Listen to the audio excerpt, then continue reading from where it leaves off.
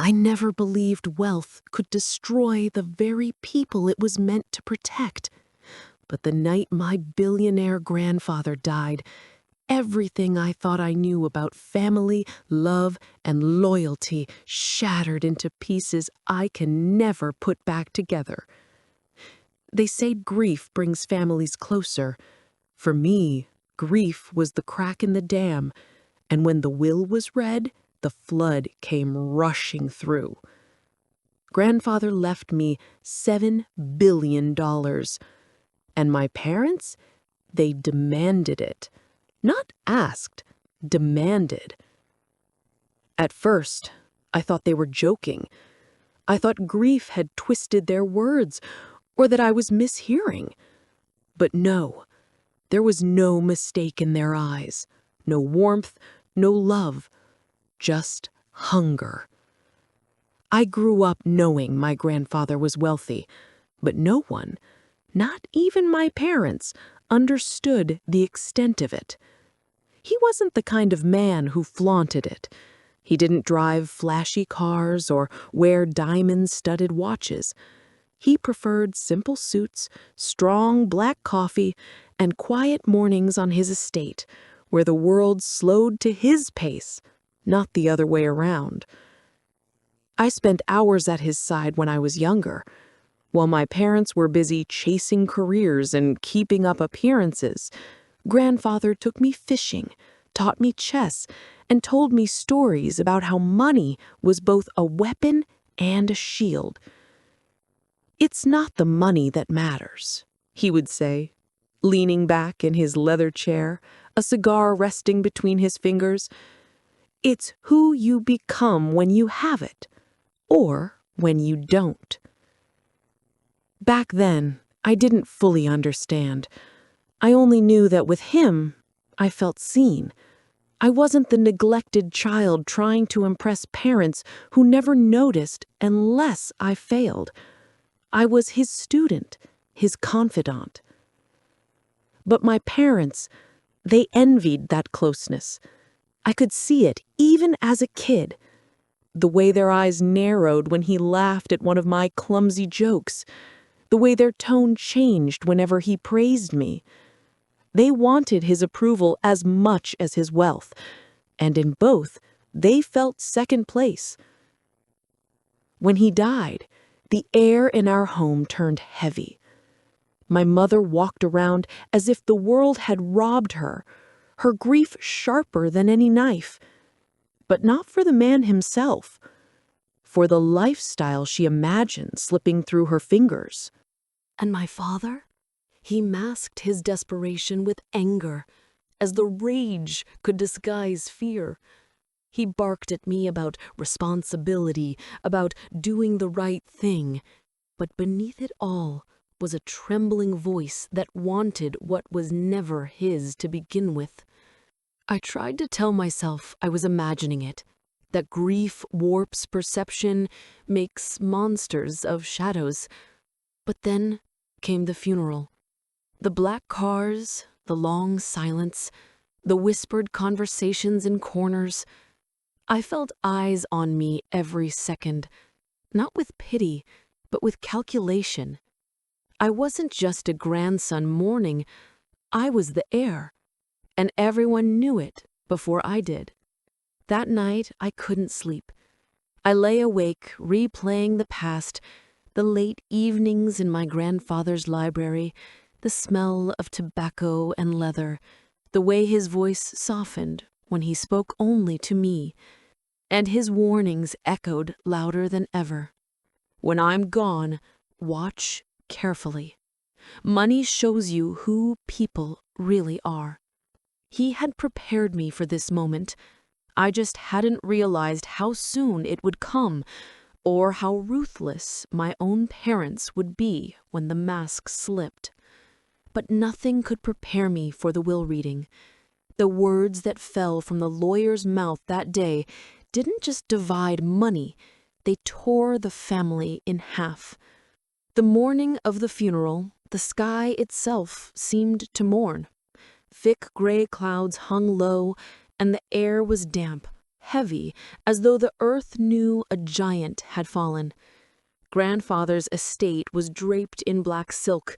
Rows of luxury cars lined the gravel driveway, each arrival a silent reminder of just how far his influence reached. Business magnates, politicians, old friends, all dressed in black, their expressions caught somewhere between reverence and calculation. I was the grandson, the one who had spent years at his side, and I could feel it in their gaze. They already suspected I'd inherited something none of them had touched. The ceremony itself was suffocating. My mother sat stiff, her veil hiding eyes that glistened, though I couldn't tell if it was from grief or fury. My father's jaw was clenched so tightly, I thought his teeth might shatter. I lowered my gaze as the coffin descended into the earth, and for a brief moment the noise around me faded. All I heard was my grandfather's voice echoing in memory. Remember, when I'm gone, they'll circle you like wolves. Don't be afraid to bare your teeth. The words haunted me. I was barely holding myself together, and already I sensed what was coming. That evening, the family gathered in his study. The air was thick with the smell of old paper and tobacco, still clinging to the shelves of leather-bound books. The lawyer, Mr. Whitaker, sat at the massive mahogany desk. His voice was calm, but every sentence he spoke struck like a hammer. First came the smaller bequests, donations to charities, gifts to longtime staff, trusts set up for distant relatives. My parents leaned forward, waiting, calculating. Their hands twitched every time the word millions was spoken. And then Whitaker cleared his throat. He paused. The silence stretched so long you could hear the clock ticking on the mantelpiece. Finally, he read the words that would change everything. To my grandson, my student, my confidant, I leave the bulk of my estate, including liquid assets, stocks, and property. The sum amounts to approximately $7 billion. The room went still. I couldn't breathe. The number echoed in my head like a thunderclap. $7 billion. My vision blurred for a moment, and I had to grip the arm of the chair to ground myself. My mother's gasp shattered the silence. She clutched her pearls as though she were the one betrayed. My father's face flushed crimson, his fists clenching on his knees. For a moment, no one spoke. Then the questions began. $7 billion? That can't be right, my mother hissed. Where's our share? My father demanded, his voice sharp with barely restrained fury. Whitaker didn't flinch. The will is clear. The estate is left to his grandson, all of it. I felt dozens of eyes on me, burning, accusing. The room was no longer filled with family. It was filled with predators, and I was bleeding. When the session ended, the others left in stiff silence, but my parents didn't. They lingered, their footsteps heavy as they followed me out into the corridor. My father's voice was low, trembling with rage. You will not keep this money. You are too young, too naive. You don't understand the responsibility. It belongs to us. My mother added, her tone dripping with poison. Do the right thing, darling. Sign it over. You wouldn't even know what to do with it. Their words cut deeper than knives. I had expected shock, maybe even jealousy, but not this. not from the two people who had given me life. That night, I sat alone in my room, staring at the ceiling.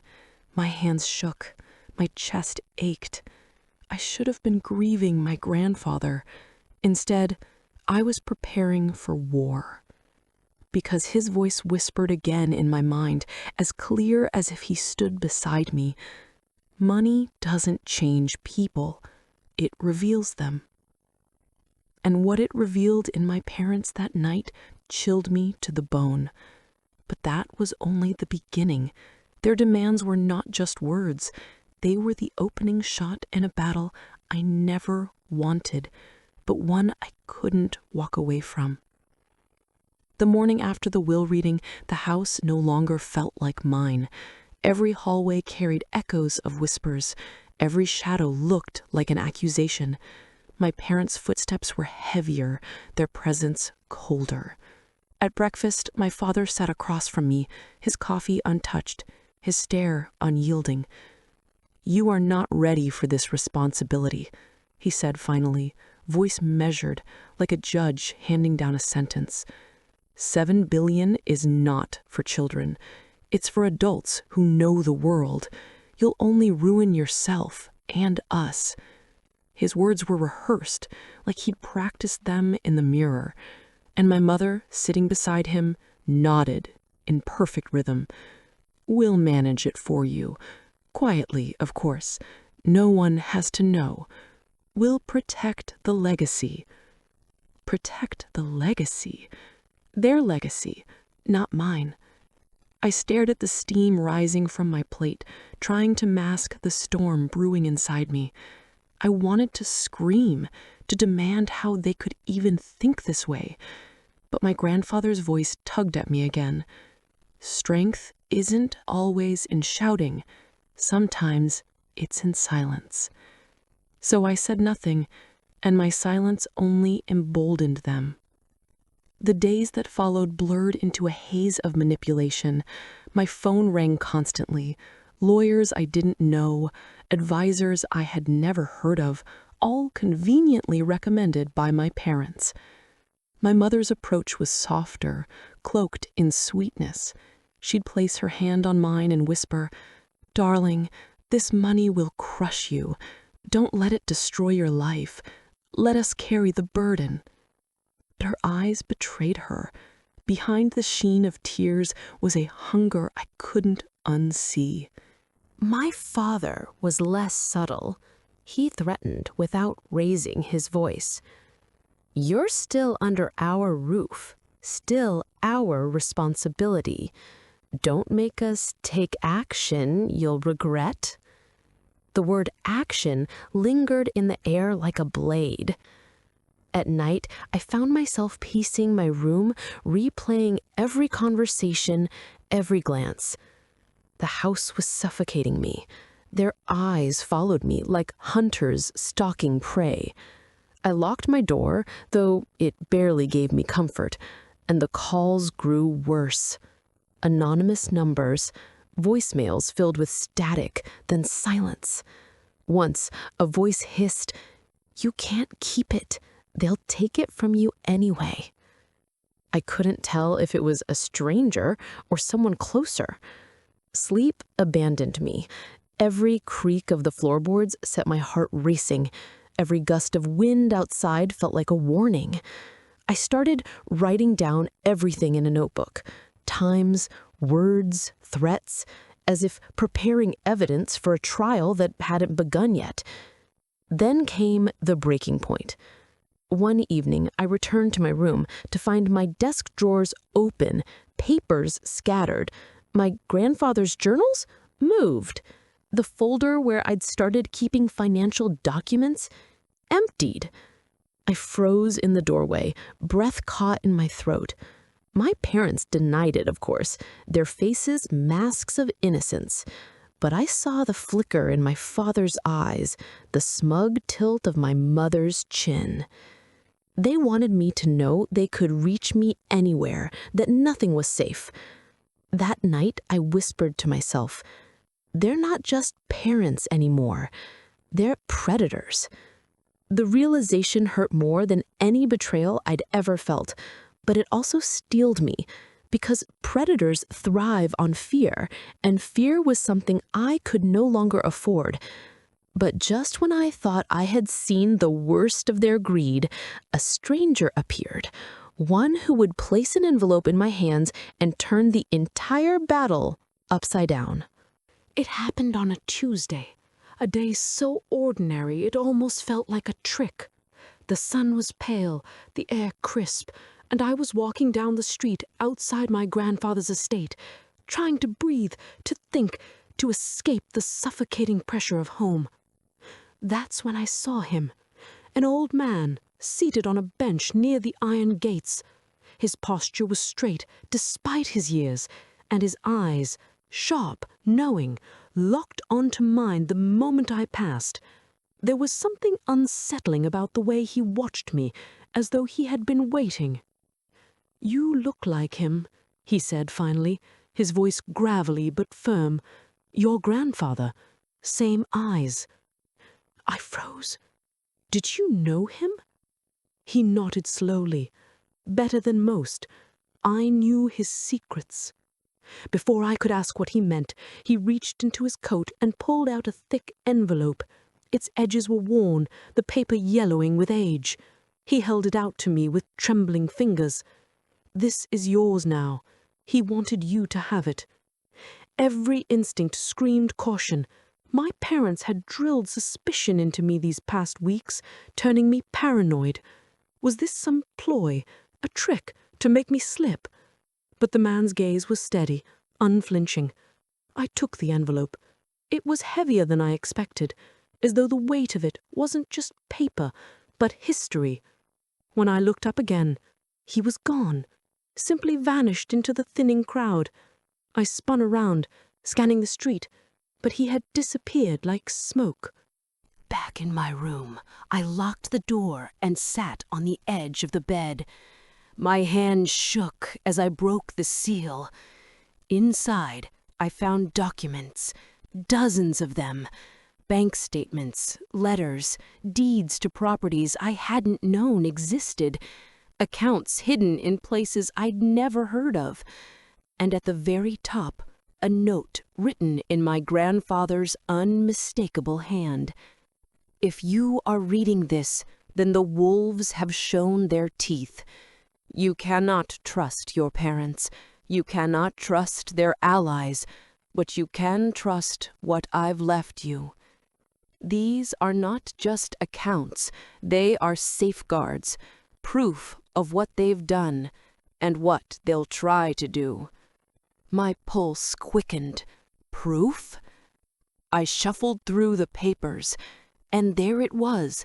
Records of secret withdrawals, signatures that weren't his, transactions made in my parents' names.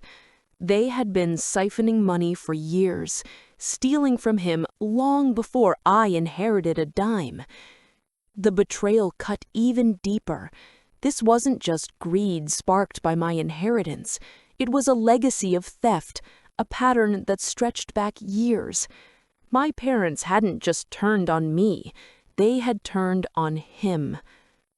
The envelope was more than evidence. It was a weapon. I leaned back against the wall, the papers trembling in my hands. My grandfather had known. He had prepared for this, just as he had prepared me. His voice returned in memory, calm, deliberate. "I don't leave battles unfinished.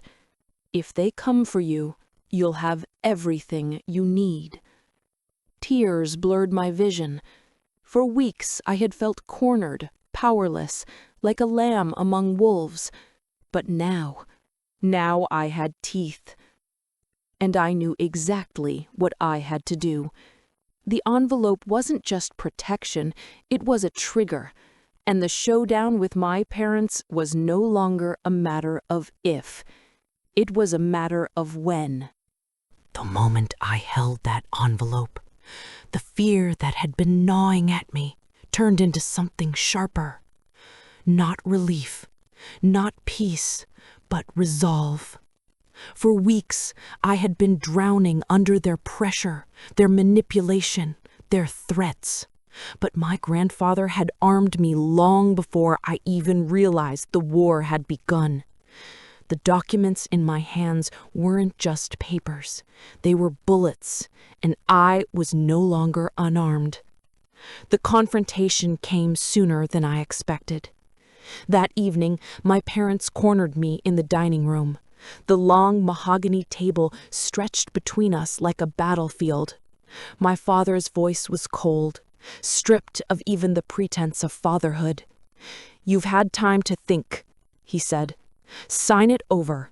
All of it. You'll ruin yourself otherwise." My mother leaned forward, her eyes wide, manic. "Don't be foolish, darling. This money belongs to us. We'll keep it safe. You're just a child and over your head." A child. That word cut deeper than any threat. After all I had endured, after the nights spent pacing in fear, after holding my grandfather's dying legacy in my hands, they still saw me as weak. I placed the envelope on the table, slowly, deliberately. Their eyes locked on it, hungry, unblinking. "What's that?" my father demanded. I slid it toward them. Evidence. They froze. My mother reached for it, but I pulled it back just an inch, enough to remind them it was mine, not theirs. "These aren't just bank accounts," I said, my voice steady though my heart thundered. "They're records, transactions, proof of what you've been doing for years. You didn't just come from me, you stole from him, from the man who trusted you." My father's face drained of color. My mother's lips trembled, but no sound came out. "You think you can scare me into surrender?" I continued, my voice rising with every word. "You think I'm the same child you ignored, the one desperate for approval? No, I am his heir, his blood, and he saw through you long before I did." The silence that followed was suffocating. My father's jaw clenched so tightly I thought he might shatter teeth. My mother finally whispered, "You wouldn't dare. You wouldn't destroy your own parents." I leaned forward. "You destroyed yourselves the moment you chose greed over love." And then, with deliberate calm, I tapped the envelope. "This is already in the hands of someone who will make sure it sees daylight if anything happens to me. One wrong move, and everything you've hidden becomes public." They were trapped. For the first time, I watched the power drain from them. Not because I shouted, not because I begged, but because I finally played the game my grandfather had prepared me for. My father sat back, his face twisted in rage, but his voice hollow. "You'll regret this." "No," I said quietly, standing tall. "I will survive this. That's the difference." That night I packed my things, not in fear, but in freedom. I walked through the halls of the estate one last time, running my fingers along the shelves where my grandfather's books still stood, along the chair where he once sat, teaching me lessons I only now understood.